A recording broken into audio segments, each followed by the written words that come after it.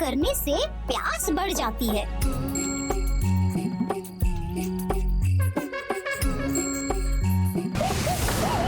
प्यास का तो सरल उपाय है जल।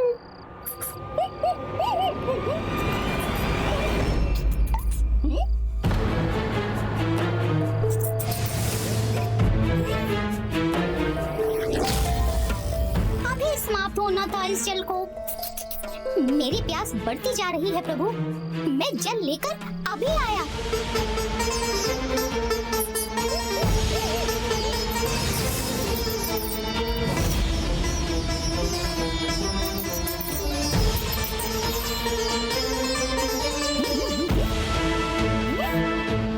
ये सब पात्र तो जल से रिक्त है।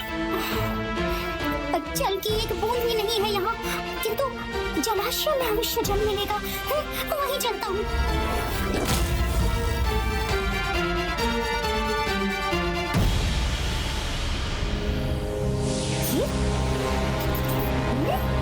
ये जलाशय कैसे सूख गया? कहाँ गया इसका जल?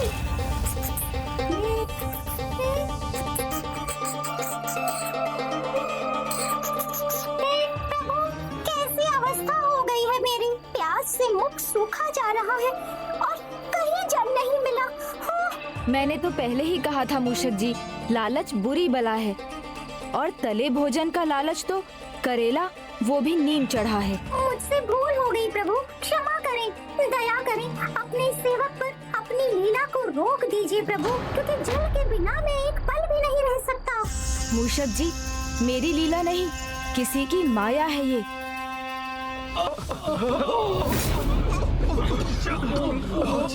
मूषक जी ही नहीं, संपूर्ण देव सेना प्यासी है और जल कहीं नहीं।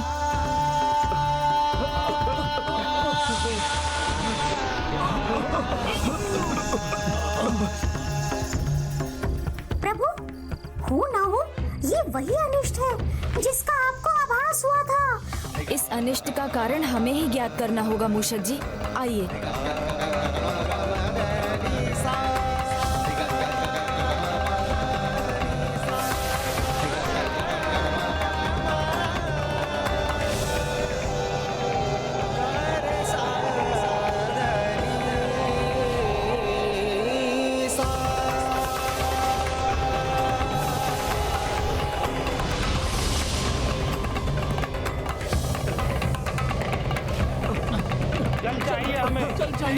ये कैसा संयत है? ये प्यास कैसे दूर होगा? कैसे जल प्राप्त होगा? कैसे जल प्राप्त होगा? भ्राता,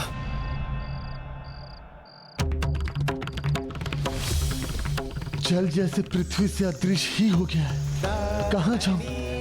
जल कहाँ से लाऊं?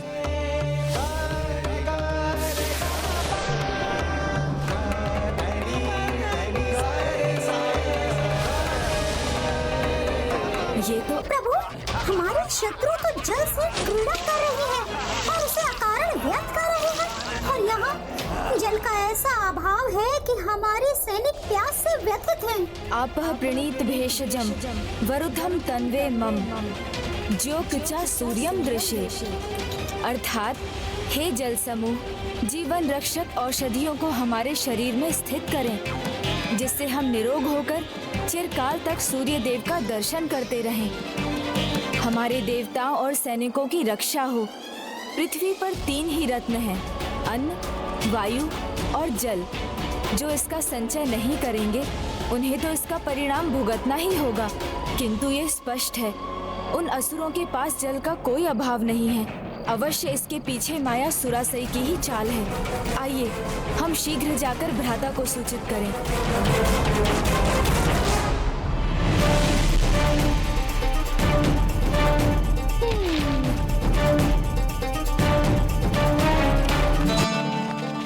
अनुज गणेश, ये किस प्रकार का संकट है?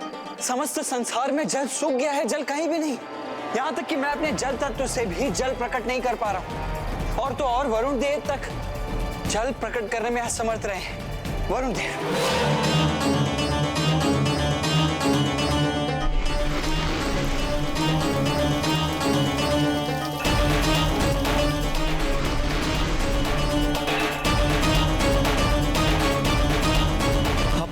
बताइए प्रथम पूज्य, आप ही बताइए मैं क्या करूं। मायासुरसई, मैंने अपने महाअस्त्र से गजासुर द्वितीय के तप के प्रभाव को इतना बढ़ा दिया है कि देवता कितना भी प्रयास कर लें, गजासुर द्वितीय का अकाल नहीं रोक सकेंगे। अब तुम्हारी विजय निश्चित है मायासुरसई। असुर गुरु, मैं आपकी आभारी रहूंगी। युद्ध के पहले ही हमारी सेना को धराशायी करने की ये मायासुरासई की चाल है। अकाल के कारण को ढूंढकर शीघ्र ही उसे नष्ट करना होगा, अन्यथा अनुज ये युद्ध आरंभ होने से पूर्व ही हम पराजित हो जाएंगे।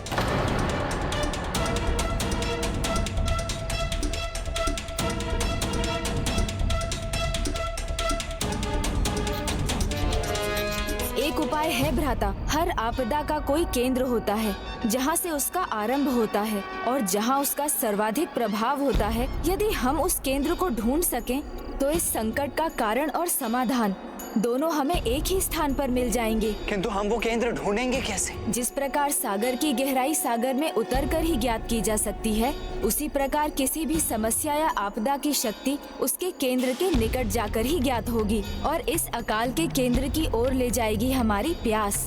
जैसे जैसे वो बढ़ती जाएगी, हमें ज्ञात होगा कि हम उस केंद्र के निकट पहुंच रहे हैं।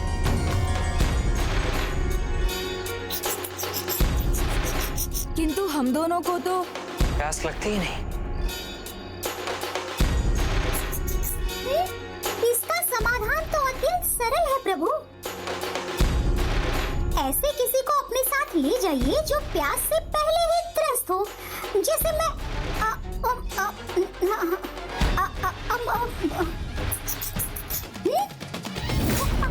ओहो, ये क्या किया मैंने? अपने पाँव पर स्वयं कुल्हाड़ी नहीं, कुल्हाड़ी पर ही अपना पाँव दे मारा। प्रभु मुझे छोड़ दीजिए, प्यास के कारण बहुत दुर्बलता का आभास हो रहा है मुझे।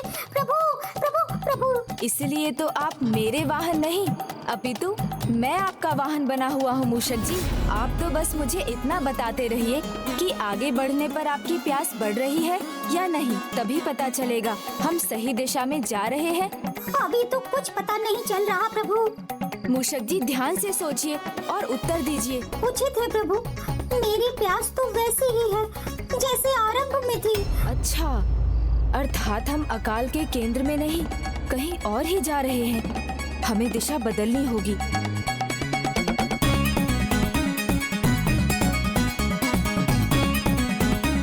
ओहो, प्रभु प्यास बढ़ रही है मेरी। अब तो सहन करना कठिन हो रहा है प्रभु। अति उत्तम, प्यास बढ़ना तो अच्छा संकेत है मूषक जी। आप अपनी ऊर्जा बचाइए मूषक जी, अधिक बोलेंगे तो और प्यास बढ़ेगी।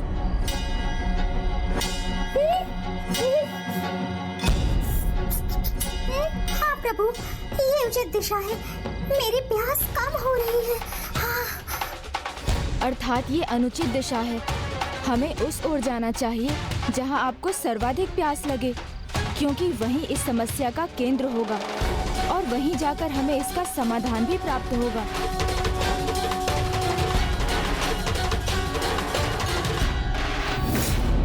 ये कैसा महासंकट छा गया हम सब पर? ये सूखा, ये अकाल, ये संपूर्ण सृष्टि का सर्वनाश कर देगा।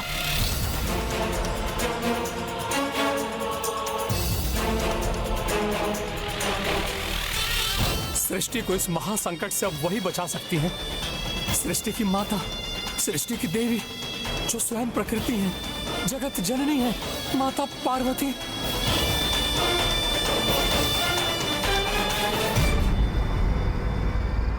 हे माता, जब जब सृष्टि पर विकट संकट छाया है, आपने सदा अपने संतानों की, सभी जीवों की रक्षा के लिए संहारक रूप धारण किया है। हे माता, आज फिर इस दुष्ट के प्रकोप से पृथ्वी पर आपके संतानों पर अग्नि बरस रही है। अब आप भी अग्नि बरसाओ माता, अपने उग्र रूप में उस दुष्ट पापी पर, उसे नष्ट करके हमें इस कष्ट से मुक्ति दो माता, मुक्ति दो। ओम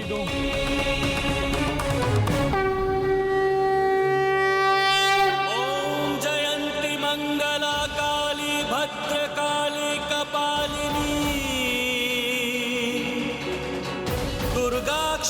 शिवा धात्री स्वाहा स्वधा नमोस्तुते।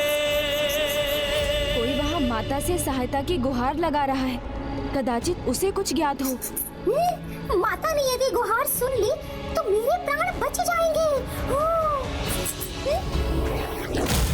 ओम जयंती मंगला काली भद्रकाली कपालिनी दुर्गा क्षमा शिवा धात्री स्वाहा स्वधा नमोस्तुते।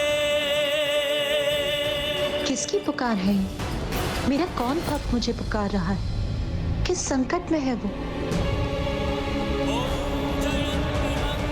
वो नहीं, संपूर्ण सृष्टि संकट में है। मेरी सभी संतानें कष्ट में है, किंतु कौन है इसका कारण?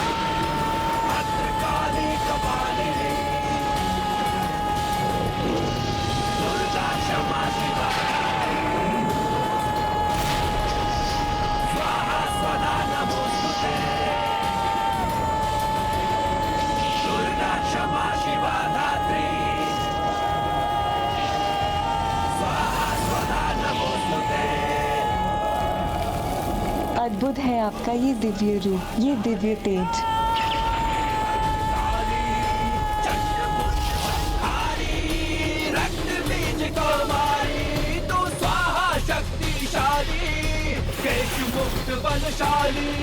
जागृत हो गई हैं माँ, अवश्य अपने भक्तों को उनके कष्टों से मुक्ति दिलाने के लिए रौद्र रूप धारण कर रही हैं।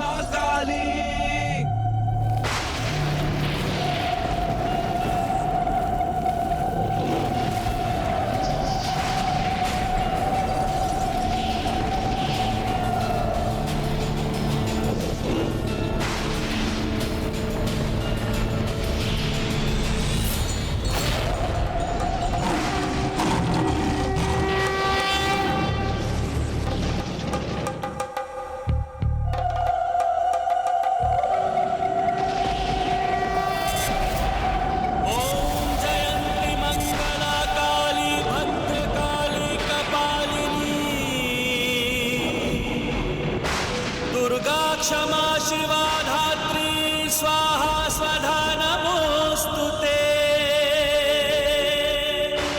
माता अपने देवी उग्रचंडी स्वरूप में आ रही हैं, सृष्टि की रक्षा करने।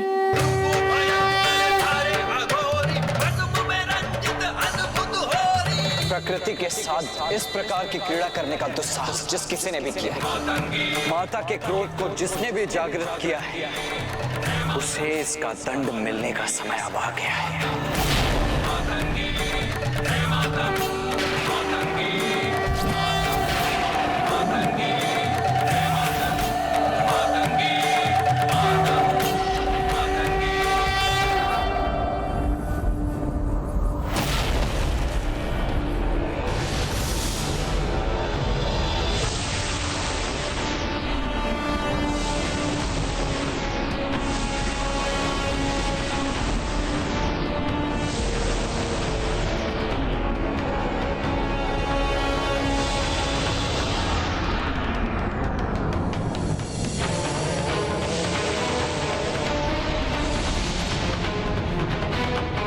मेरा एक पग रखते ही सृष्टि की ये दुर्दशा, तो दूसरा पग रखते ही सृष्टि का सर्वनाश ही हो जाएगा।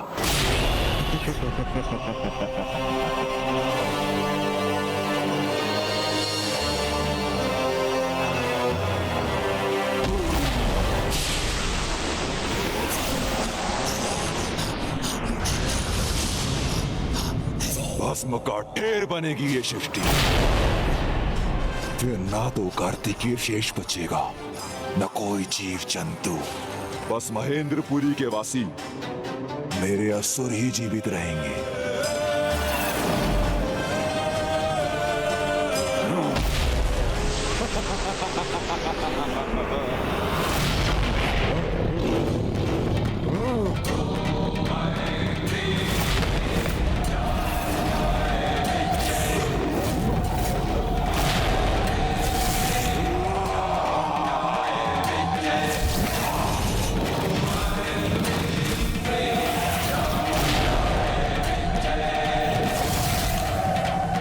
नमन माता, आपको शत शत नमन। गजासुर द्वितीय को गिराने का दुस्साहस किया, गजासुर द्वितीय को गिराने का दुस्साहस किया। देवी यहाँ तो क्या मेरा अंत आ गया है? क्या ये अपने त्रिशूल से मेरा वध कर देंगी?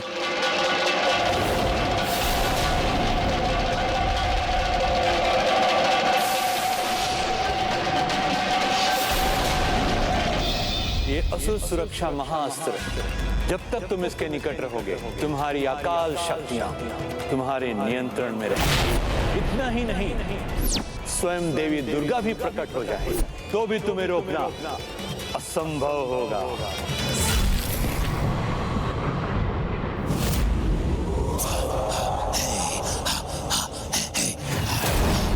गजासुर द्वितीय, तुमने प्रकृति के साथ क्रीड़ा करने का दुस्साहस किया, जिसे मैं कदापि सहन नहीं करूंगी। यदि तुमने शीघ्र इस दुस्साहस का अंत नहीं किया तो मैं तुम्हारे जीवन को मृत्यु के अंधकार में भेज दूंगी। नहीं देवी, नहीं, ऐसा कुछ नहीं होगा। तुम मुझे क्षति नहीं पहुंचा सकोगी। परंतु विचित्र बात तो ये है, सृष्टि पर इतना बड़ा संकट छाया है, फिर भी न तो शिवपुत्र आया मुझे रोकने के लिए, न ही स्वयं शिव। आपको भेज दिया। मूर्ख असुर, मैं आई क्योंकि तुम्हारी नियति में मुझसे ही मृत्यु पाना लिखा। तुम्हारी गर्जना से, तुम्हारी चेतावनी से भयभीत होने वाला नहीं हूं देवी। अपार तपोबल अर्जित किया है मैंने।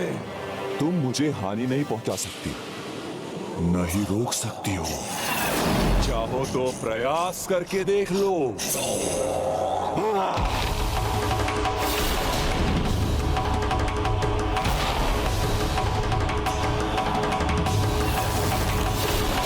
जब तक मेरे पांव यहाँ पृथ्वी पर टिके हैं, ये अकाल इसी प्रकार फैलता जाएगा।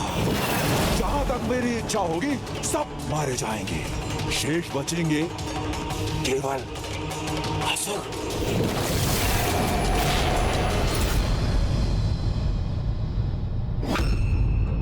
चिंता मत करो सुरापद्मन, गजासुर द्वितीय को रोकने देवी अवश्य स्वयं आई है, किंतु उसके तप और असुर गुरु शुक्राचार्य द्वारा दिए गए महाअस्त्र के कारण उसे हानि नहीं पहुंचा सकेंगी, अपितु उसकी शक्तियों के निरंतर बढ़ने के कारण सृष्टि की ही हानि होगी।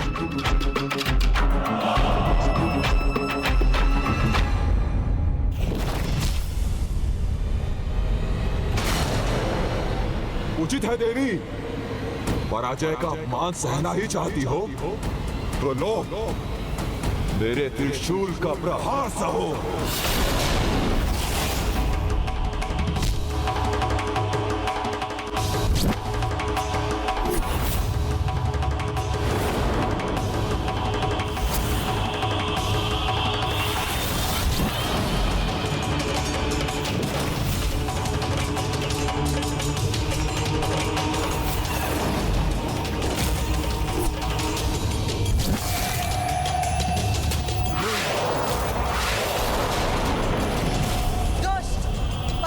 तुम्हारी ही होगी और मृत्यु भी, वो भी मेरे हाथों।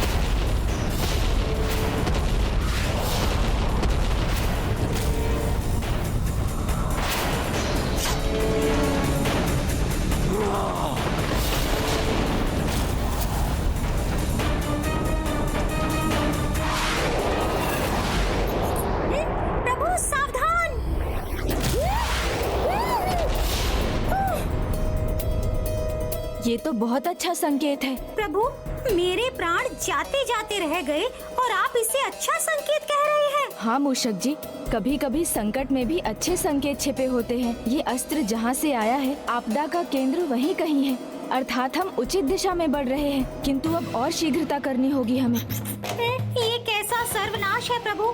एक तो प्यास नहीं बुझी और अब ये युद्ध भी छिड़ गया। प्यास से मृत्यु नहीं हुई तो इस घमासान युद्ध में जाने से अवश्य मर जाऊंगा।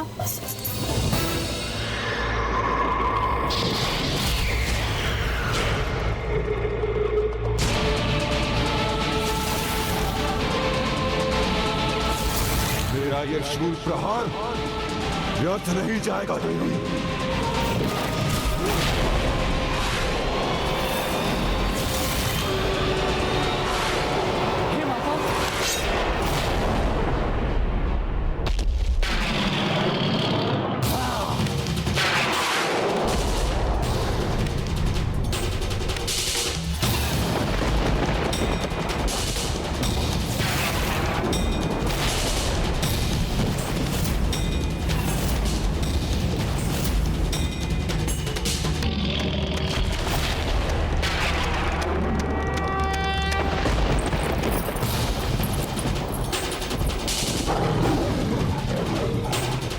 सोमनंद,